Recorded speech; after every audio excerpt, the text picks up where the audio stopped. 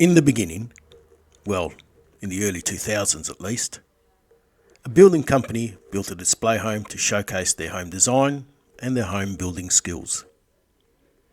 This is a story about giving the 20-year-old kitchen a facelift and performing this on a budget.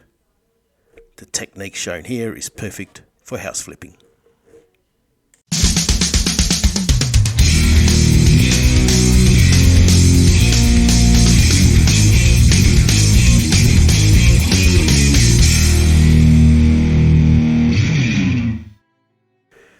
There is nothing remarkable about this kitchen. The bench top is an acrylic number and the cabinet drawers and doors are covered in a vinyl wrap, a finish that was trending at the time of installation.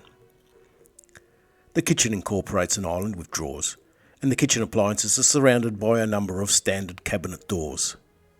Overall, the kitchen design and layout is unremarkable, but it is functional. And now a word of warning. A rant is coming.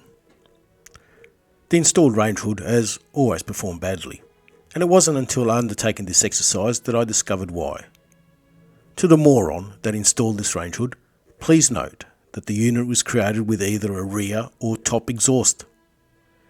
At the time of installation, you're supposed to pick one and connect it, not leave both outlets blocked. Stop taking stupid pills and do your job properly. Let's inspect what we have to work with. Up front, we can see some years of neglect here. Nothing that a bit of soap and water cannot fix, right? The cabinet doors actually do not look that bad. There is some very obvious vinyl failure points, but overall, the cabinet doors are in pretty good condition. But as we start looking a bit closer, we do discover some edge failures. It looks like this might extend a tad further than it just being a localised issue. I suppose this is not unexpected, as these cupboard doors were all created at the same time and have coexisted in the same environment. Continuing the inspection further and prying at those loose edges, we do find that we have a complete adhesion failure across the whole board. The ease that the vinyl is able to be removed leads me to believe that the years of neglect discovered earlier is probably the only thing keeping the vinyl on the board.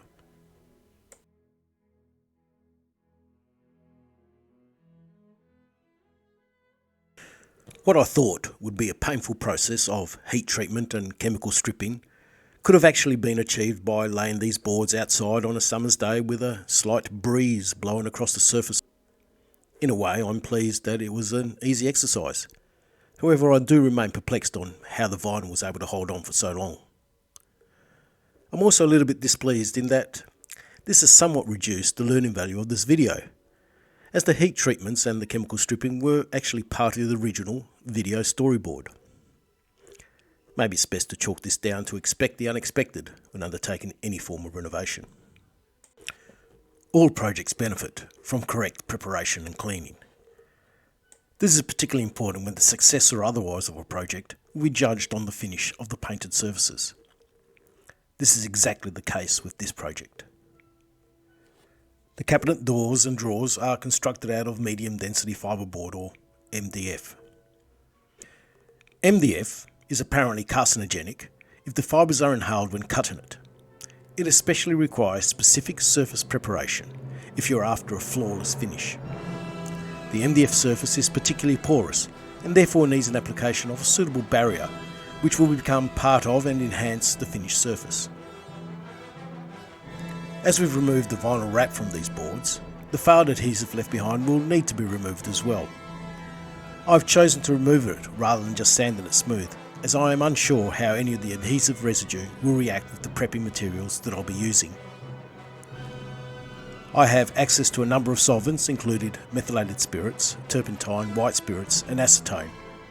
However, after some spot testing, I found that the acetone is the most effective solvent to remove the glue residue. All surfaces that previously had vinyl wrap coating will be cleaned with the acetone before we can apply the new surface coatings.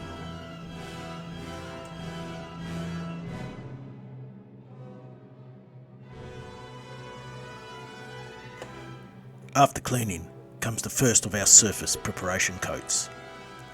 In this case, we'll be using a sanding sealer to create a sandable surface that provides an impervious barrier between the MDF and subsequent coatings. The sanding sealer performs two very important tasks. Firstly, it binds any loose MDF fibres into a sandable coating membrane.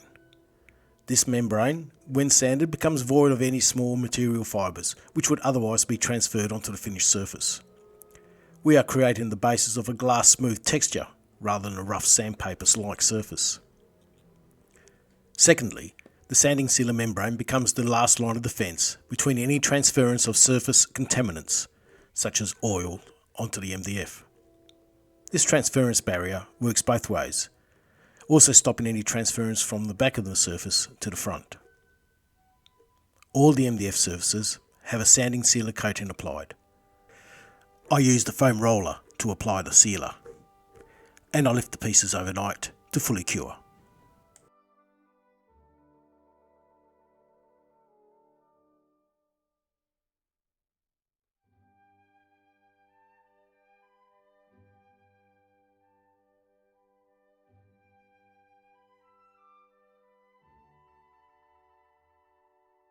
You will recall that one of the objectives of applying sanding sealer was so that the surface could be sanded down to a smooth finish.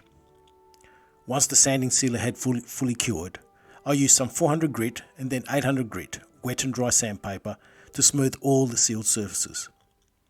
Because I'm a bit anal about my finishes, I applied the sealer and sanded twice. I was pleased with the results.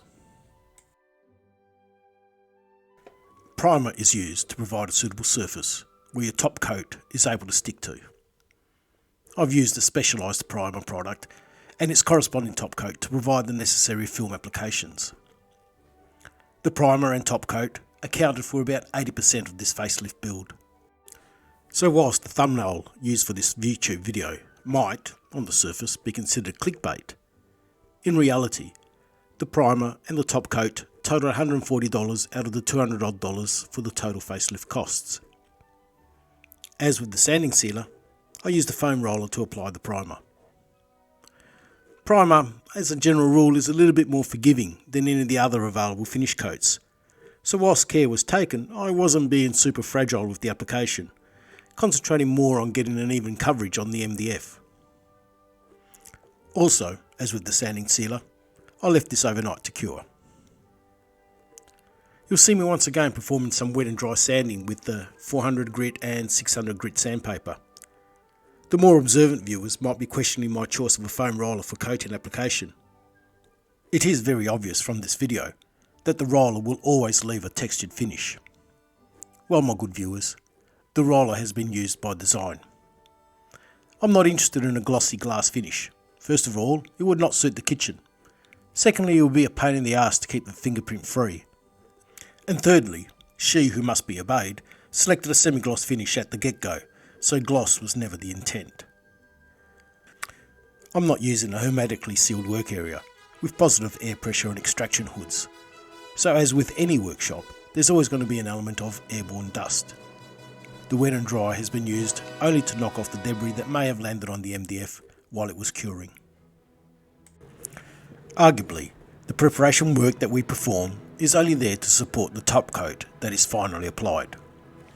I mentioned that I was using a speciality product, and this has been extended, as you can see here, to the top coat. Also, something that has not been covered in an earlier part of this video is that the kitchen cabinet doors and drawers are fitted to existing kitchen carcasses. These cabinets are internally finished in white, however all exterior facing panels are coated in the same vinyl pattern. But unlike the cabinet doors, these panels are not glued and wrapped, but rather constructed by the manufacturer with this finish. Preparation work for these items consisted of cleaning and then sanding with 220 grit before applying the primer and the top coat. I've used the same foam roller that was used for all the cabinet doors to achieve the same textured finish. A normal paintbrush was used to apply primer and top coat to the hard to get to areas. Although I filmed it, but have not shown it here, as with the other coatings, the top coat was sanded after curing overnight and a second coat was applied. Last thing to do is to clean the cabinet hardware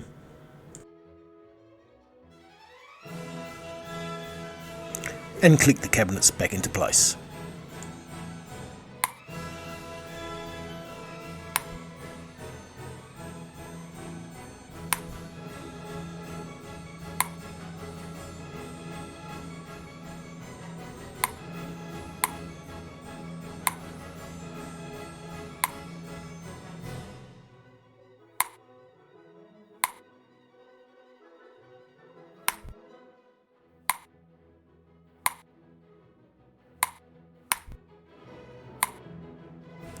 And here is the finished product. All up, whilst holding down a full-time job, this kitchen makeover took approximately 1 week to complete. The kitchen remained operational, except for the oven, for the duration of this makeover. We started this makeover with a few goals in mind. Firstly, this was going to be a budget build, as we wanted to have something a little bit nicer to use whilst we have a think about a full kitchen remodel. This complete kitchen makeover came in at around about $200. Secondly, the build needed to be completed with the least amount of disruption as possible. I think we mostly nailed this goal. And finally, this makeover needed to replicate what a kitchen makeover would be like if you were to do this for the purpose of flipping a property. I think that with the use of application-specific materials, this is absolutely achievable at a fraction of the cost and time than, although tempting, replacing everything. Thanks for watching this video. Please remember to like, share and subscribe. Comments are always welcome.